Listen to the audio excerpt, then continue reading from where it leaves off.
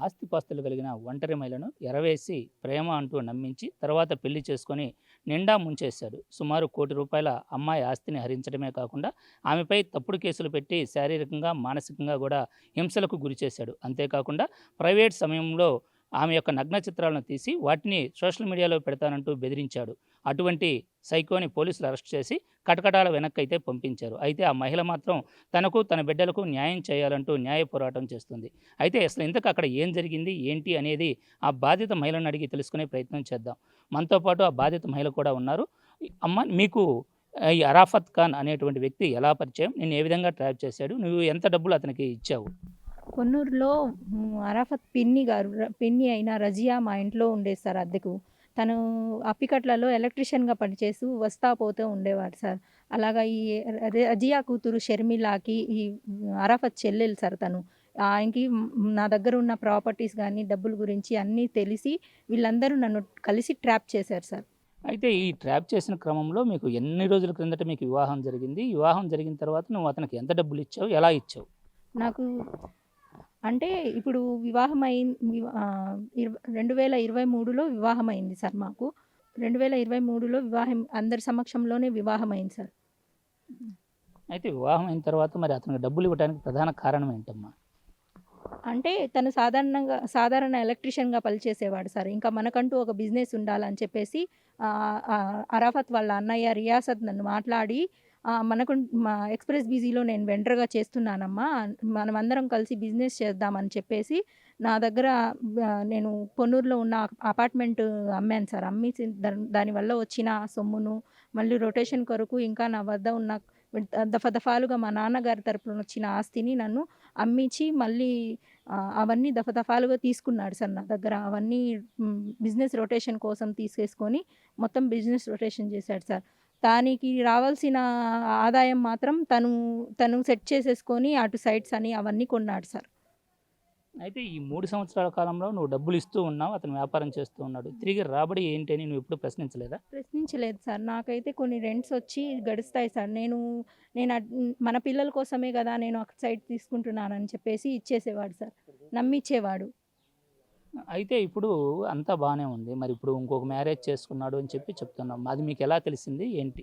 నాకు వాంటెడ్‌గా వీళ్ళ చెల్లి అయిన పొన్నూరు ముబారక్ నగర్‌కి చెందిన షేక్ షర్మిల్లా అరాఫత్ చెల్లి అయిన అమ్మాయి నా నా నా బాబు నా బాబు ఫోన్‌కి పంపించింది సార్. వేరే వాళ్ళ చేత నా బాబు ఫోన్‌కి ఫోటోస్ పంపించింది సార్. అది కూడా వాంటెడ్‌లీ రిసెప్షన్ రోజు కాకుండా హల్దీ రోజు పంపించింది సార్. నన్ను మానసికంగా ఇచ్చేయాలని చెప్పేసి హల్దీ రోజు ఈ ఫోటోస్ పంపించింది సార్. పంపించి నేను అక్కడికెళ్ళి తెనాలి వెళ్ళేసరికి రిసెప్షన్ కూడా అయిపోయింది సార్ నాది. అమ్మ, మరి అయితే ఇప్పుడు రిసెప్షన్ అయిపోయింది. మరి నీకు అతను ఎప్పుడు మ్యారేజ్ చేసుకుంటానని చెప్పడం గాని, లేదా చేసుకున్నాను నువ్వు ఖచ్చితంగా ఒప్పుకోవాల్సిందని నిన్నేదైనా బెదిరించడం లాంటివి ఏమన్నా జరిగాయా? నాకసలు తెలీదు సార్. మ్యారేజ్ 21 తారీఖయితే 17, 18, 19 అంతా నాతోనే ఉన్నాడు సార్. అసలెప్పుడు గాని ఏ అనుమానం వచ్చినట్టు గాని వాడు అరాఫత్ ఖాన్ గాని, వాళ్ళ ఫ్యామిలీ మెంబర్స్ గాని అసలు ఏది ఇవ్వలేదు సార్ నాకు. అయితే ఏదో నగ్న చిత్రాలు తీసి బ్లాక్‌మెయిల్ చేస్తున్నాడు అని చెప్పి మీరేదో కంప్లెయింట్‌లో పెట్టినట్టు తెలుస్తుంది. మిమ్మల్ని ఎందుకు ఆ విధంగా బెదిరించాల్సొచ్చింది? నేను పెళ్ళైన తర్వాత తెనాలి ఎళ్ళాను కదా సార్! నేను ఎక్కడ పోలీస్ స్టేషన్‌లో ఇది మొత్తం ఇలా రివ్యూ చేస్తానని చెప్పేసి నన్ను ఆపడానికి మేము పర్సనల్‌గా తీసుకున్న ఫోటోస్ అన్నీ నేను పెడతాను. అది ఇది అని చెప్పేసి బెదిరిచ్చాడు సార్. "నువ్వు పోలీస్ స్టేషన్‌కొస్తే నీ పిల్లల్ని నిన్ను కోర్టు చుట్టూ తిప్పుతాను.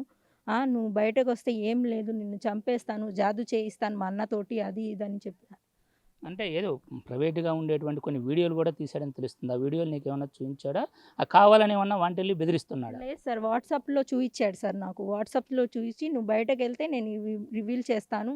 నువ్వు నన్ను హనీ ట్రాప్ చేశావని చెప్పేసి నేను ఇచ్చేస్తాను" అన్నాడు సార్. మరి ఇప్పుడైతే అక్కడ తెనాలిలో ఏమన్నా కేసు లాంటిది పెట్టావా? లేదా ఇక్కడ ఒంగోలులోనే కేసు పెట్టావా? ఒంగోలు మా 2 టౌన్‌లో పెట్టాను సార్.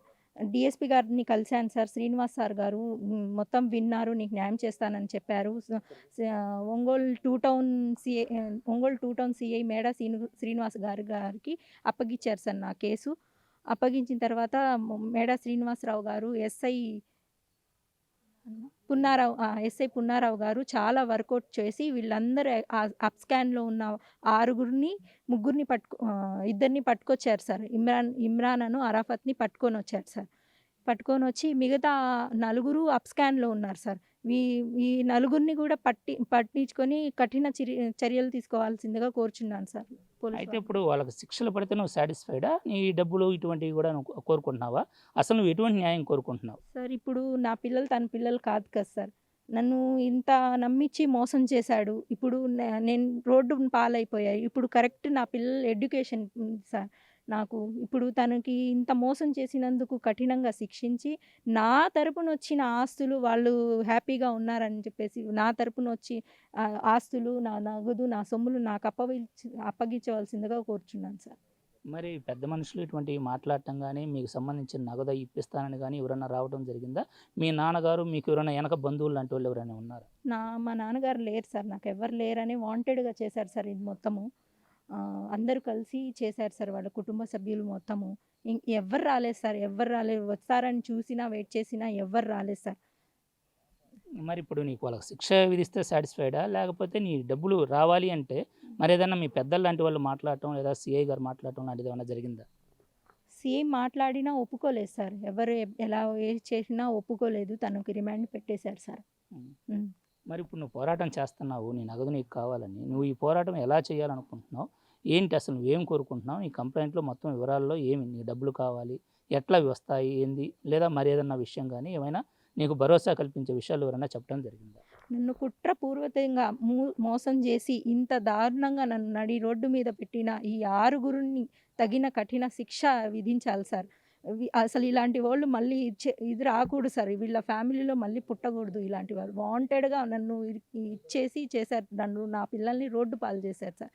వీళ్ళందరినీ రిమాండ్‌కి ఇద్దరు దొరికారు సార్. ఇంకా నలుగురున్నారు. వీళ్ళందరినీ కూడా రిమాండ్‌కి పంపించి నాయి నా నా నా తరపున వాళ్ళకొచ్చిన ఆస్తుల్ని, నగదుల్ని నాకు అప్పగించాల్సిందిగా కోరుతున్నాను సార్. ఇది బాధిత మహిళ చెప్తున్న విషయం ఏందంటే, తన తల్లిదండ్రుల నుంచి వచ్చినటువంటి ఆస్తులు కావచ్చు, లేదా మొదటి భర్త భరణం ద్వారా వచ్చిన ఆస్తులు కావచ్చు, మొత్తం కూడా సుమారు ₹1,00,00,000 పైగా నమ్మించి మోసం చేయడమే కాకుండా, ఆ ఆస్తులను తన ఆస్తులుగా కూడా రాయించుకున్నట్లు తెలుస్తుంది. అయితే బాధిత మహిళకు తల్లిదండ్రులు గానీ, మరెవరు కానీ దిక్కులేని పక్షంలో ఒంటరి మహిళ కావటంతో, ఇదే అదునుగా భావించినటువంటి కుటుంబం ఆమెను నిలువునా దోసేసినట్లుగా కూడా బాధిత మహిళ తెలియజేస్తుంది. ఎవరైతే ఈ దురాఘాతానికి పాల్పడ్డారో వాళ్ళని కఠినంగా శిక్షించాలని, అంతేకాకుండా తను తన పిల్లలను నమ్ముకొని తన ఆస్తులు ఏవైతే వారిని నమ్మి ఇచ్చిందో వాటిని తిరిగి తనకి ఇప్పించాలని కూడా వేడుకుంటుంది. అయితే వెనక మహిళకు ఆధారంగా నిలబడటానికి తల్లిదండ్రులు లేదా బంధువులు ఎవరూ లేకపోవడంతో ఇదే అదునుగా భావించినటువంటి వ్యక్తులు ఎవరైతే ఉన్నారో ఆ కుటుంబ సభ్యులు మొత్తం కూడా ఆమెని నిలువునా రోడ్డు మీదకు నెట్టేయటమే కాకుండా మొత్తం ఆస్తులను కూడా స్వాధీనం చేసుకున్నట్లు తెలుస్తుంది. అయితే పోలీసులు కలుగజేసుకొని వారికి అందులో 6 ముద్దాయిలు ఉంటే అందులో ఇద్దరినైతే ఇప్పటికి అదుపులోకి తీసుకొని కోర్టుకైతే ప్రవేశపెట్టారు. వారికి 15 రోజులు రిమాండ్ కూడా విధించడం జరిగింది. కానీ వారిని శిక్షించడం ఎంత ముఖ్యమో బాధిత మహిళ మోసపోయినటువంటి సొమ్మును తిరిగి ఇవ్వడం కూడా అంతే ముఖ్యమని బాధిత మహిళ కోరుతుంది. తన పిల్లలు ముగ్గురు ఎవరైతే ఉన్నారో వారంతా చదువుల్లో ఉన్నారని, వారి చదువుల కోసం తనకు ఆ డబ్బులు చాలా అవసరమని కూడా బాధిత మహిళ తెలియజేస్తుంది. నేడు పిల్లల బుక్స్ కొనడానికి కూడా డబ్బులు లేని దీనస్థితిలో ఉన్న తనని ఆదుకొని తన డబ్బులు ఏవైతే ఉన్నాయో తిరిగి ఇప్పించి తన కుటుంబాన్ని నిలబెట్టాలని కూడా బాధిత మహిళ వేడుకుంటున్న పరిస్థితి మనం ఇక్కడ చూడొచ్చు. వీడియో జర్నలిస్ట్ చంటితో శ్రీనివాస్, బిగ్ టీవీ.